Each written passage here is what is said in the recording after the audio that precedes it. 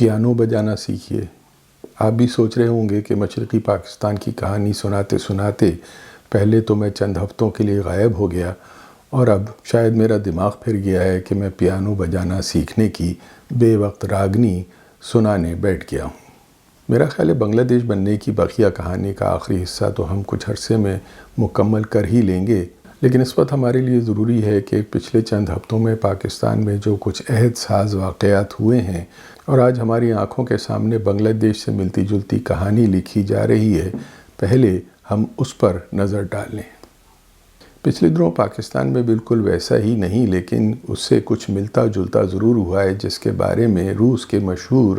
انقلابی رہنما وی آئی لینن نے آج سے 100 سال سے کچھ زیادہ سال پہلے 1917 میں اپریل کے ہی مہینے میں اس وقت کہا تھا جب وہ سوئٹزرلینڈ میں جلا وطن تھے۔ روس میں اکتوبر 1917 کے سوشلسٹ انقلاب سے پہلے فروری اور مارچ کے مہینے میں ایک جمہوری انقلاب برپا ہوا تھا، جس میں اس وقت روس کے دارالحکومت سینٹ پیٹرز برگ میں ہزاروں لوگ سڑکوں پر نکل آئے تھے اور اس کے نتیجے میں زار روس کی حکومت ختم ہو گئی تھی اور وہاں الیگزینڈر کرینسکی کی سربراہی میں پہلی مرتبہ ایک جمہوری حکومت قائم ہوئی تھی۔ اس وقت لینن نے کہا تھا، کچھ ڈیکیڈز ایسے ہوتے ہیں جن میں کچھ نہیں ہوتا، لیکن کچھ ہفتے ایسے ہوتے ہیں جن میں ڈیکیڈز واقع ہو جاتے ہیں۔ اگرچہ 1917 کے روس اور آج کے پاکستان میں ہونے والے واقعات کے پس منظر میں بہت فرق ہے، لیکن آج پاکستان میں بھی کچھ ایسا ہی ہوتا نظر آ رہا ہے۔ وہ لوگ جو مدتوں سے پاکستان میں لاکھوں لوگوں کو سیلاب کی طرح نکل کر اپنے جمہوری حقوق اور بیرونی غلامی سے آزادی مانگتا دیکھنے کے خواب دیکھ رہے تھے، آج ان کی آنکھوں کے سامنے لاکھوں جیتے جاگتے لوگ، نوجوان، عورتیں اور بچے پاکستان کے ہر شہر اور قصبے اور بیرون ملک از خود اپنے گھروں سے نکل کر بیرونی غلامی کے خلاف اور اپنی سیاسی رائے دینے کے حق کا اظہار کر رہے ہیں۔ یہ بلا شبہ پاکستان میں ایک بہت بڑی تبدیلی ہے۔ ان لوگوں کے خیالات اور نظریات سے آپ چاہے اتفاق کریں یا نہ کریں، لیکن کوئی اندھا شخص بھی اس سے انکار نہیں کر سکتا کہ اس طرح کا منظر اس پیمانے پر اس سے پہلے کبھی پاکستان میں دیکھنے میں نہیں آیا تھا۔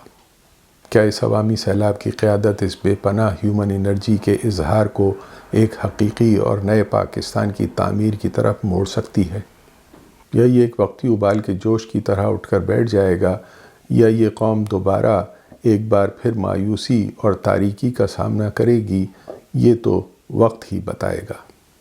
لیکن پچھلے تقریباً 1 ماہ میں پاکستان میں جو کچھ ہوا ہے، اس میں مجھے پیانو بجانا سیکھنے کا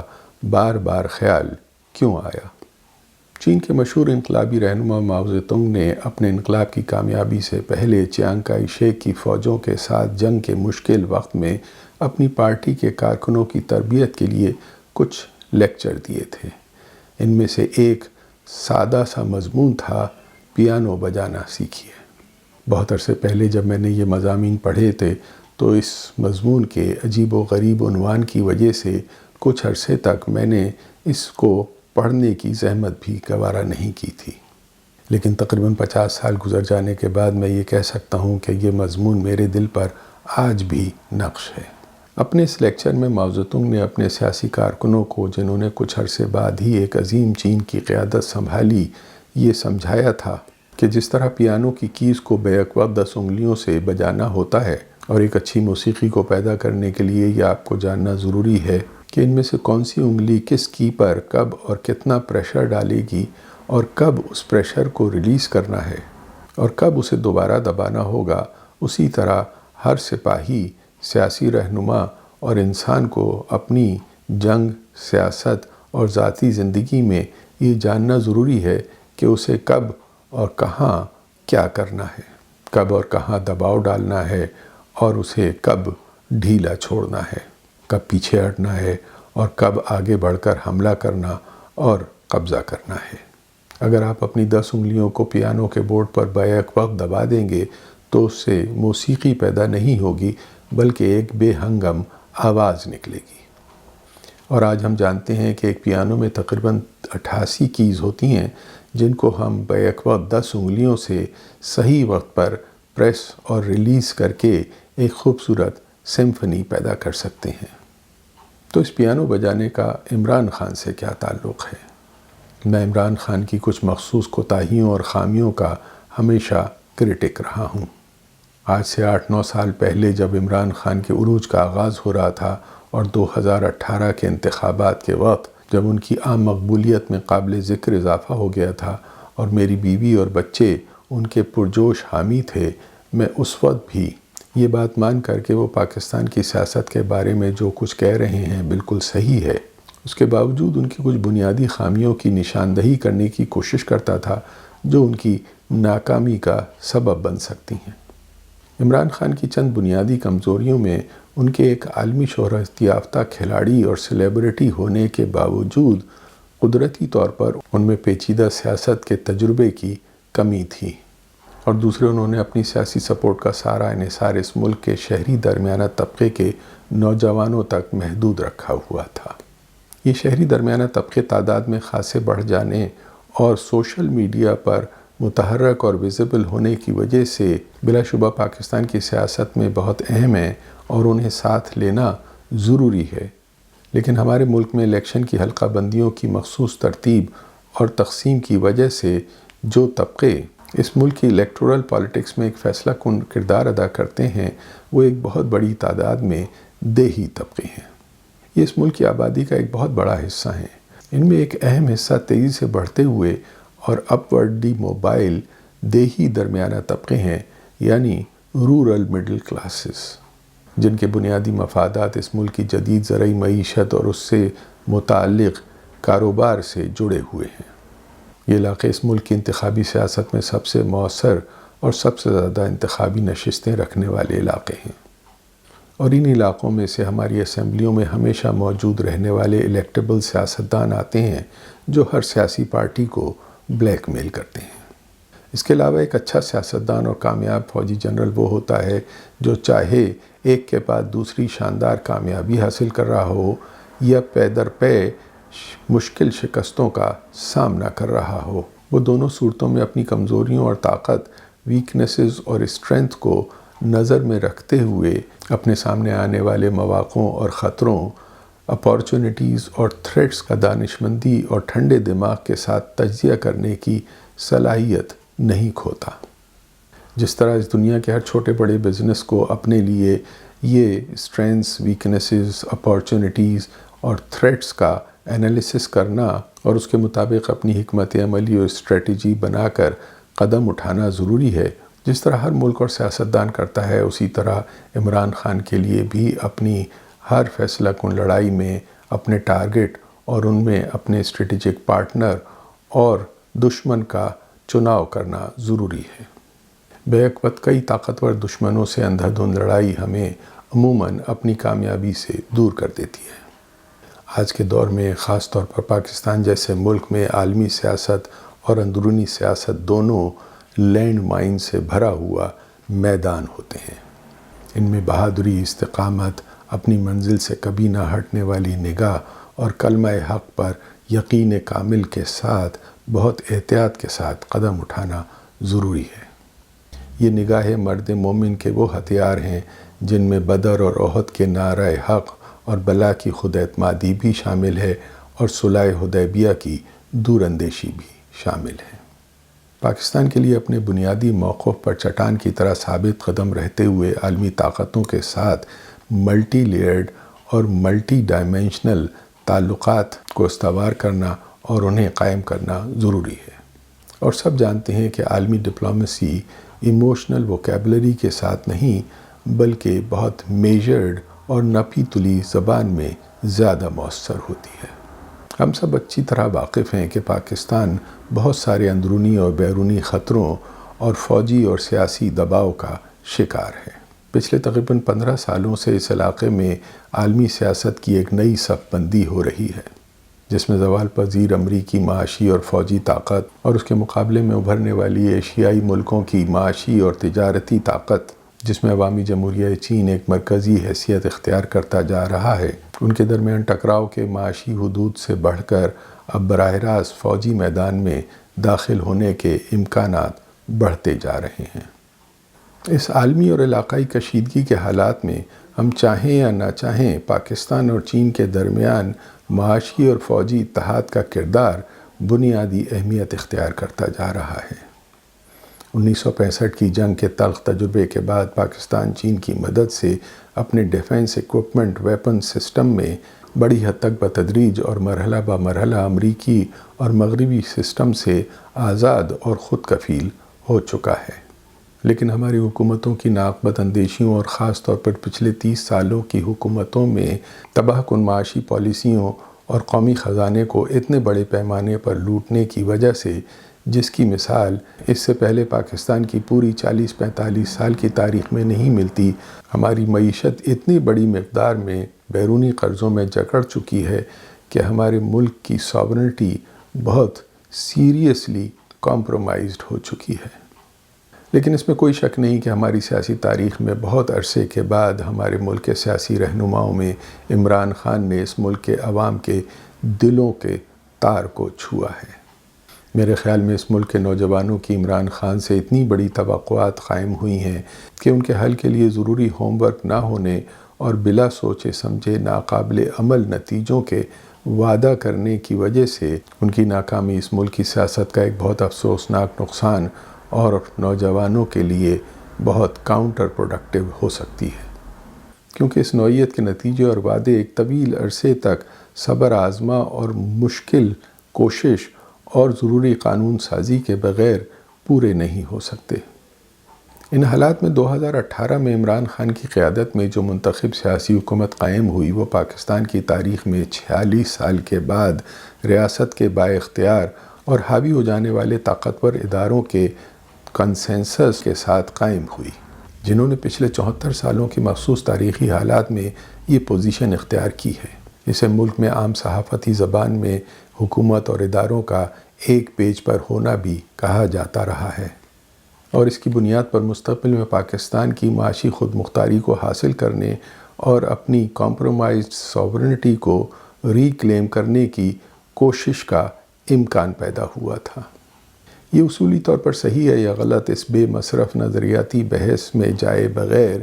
یہ آج ہمارے ملک کی آبجیکٹیو کنڈیشنز کی ایک ناقابل تردید حقیقت ہے کہ اس نیشنل کنسنسس کے بغیر آج پاکستان ترقی کی راہ پر نہیں چل سکتا۔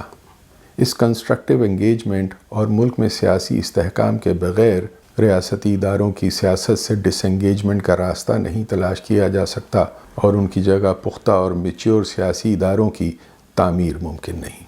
جن کے بغیر معاشی استحکام اور ترقی بھی ممکن نہیں۔ گزشتہ 70 سالوں کی ڈسٹورشنز کی تاریخ کے بعد ایک نئے اور بہتر پاکستان کی تعمیر اور ترقی کے لیے ہمیں اس راستے سے گزرنا لازمی ہے۔ یہ ایک حقیقت ہے کہ دوسری اور بہت ساری اندرونی غلطیوں اور کوتاہیوں کے علاوہ پاکستان میں یہ ون پیج منتخب سیاسی حکومت کچھ علاقائی اور عالمی طاقتوں کے مفادات کے لیے قابل قبول نہیں تھی، جس کو توڑا جانا یا ہٹایا جانا اور اس میں کامیابی حاصل ہونے تک اس کے خلاف ایک ڈس انفارمیشن کی مہم چلانا ان کی میڈیا پالیسی کا ایک اہم حصہ تھا۔ ان نازک حالات میں بظاہر ایسا لگتا ہے کہ عمران خان کے کچھ اندرونی سیاست کے غلط فیصلے اور ان پر بے جا اصرار اور کچھ اندرونی اور بیرونی طاقتوں کے ساتھ بیک وقت پنجہ آزمائی کی جذباتی سیاست نے ملک میں وہ دھماکہ خیز حالات پیدا کر دیے جن میں کچھ بیرونی طاقتوں کو ملک میں ہر وقت تیار رہنے والے وطن فروش فیکٹرز کو استعمال کرنے کا موقع مل گیا۔ توقع کے مطابق عمران خان کی ان بنیادی خامیوں اور غلطیوں کی وجہ سے اس سال کی ابتدا سے پیدا ہو جانے والی صورتحال نے بالآخر اپریل کے پہلے ہفتے کے افسوسناک واقعات کے تسلسل کو جنم دیا، جس میں ون پیج بھی 2 ٹکڑوں میں بٹ گیا۔ لیکن اس کے باوجود اس ملک کے لوگوں اور نوجوانوں نے جس طرح عمران خان کی غلطیوں کو معاف کر کے جس والہانہ انداز سے لاکھوں کی تعداد میں پاکستان کے چھوٹے بڑے شہروں میں باہر نکل کر ان کے ساتھ اپنی یکجہتی کا اظہار کیا ہے، وہ بلا شبہ پاکستان کی تاریخ میں ایک انوکھا واقعہ ہے۔ ایسا محسوس ہو رہا ہے کہ عمران خان کے سیاسی تجربے کی کمی کی خامی کو دور کرنے کے لیے قدرت انہیں تیزی سے سیاست کی بھٹی میں ڈال کر ان کی اس خامی کو دور کرنے کا موقع دے رہی ہے، جس میں سے گزرے بغیر خام سونا کبھی کندن نہیں بنتا۔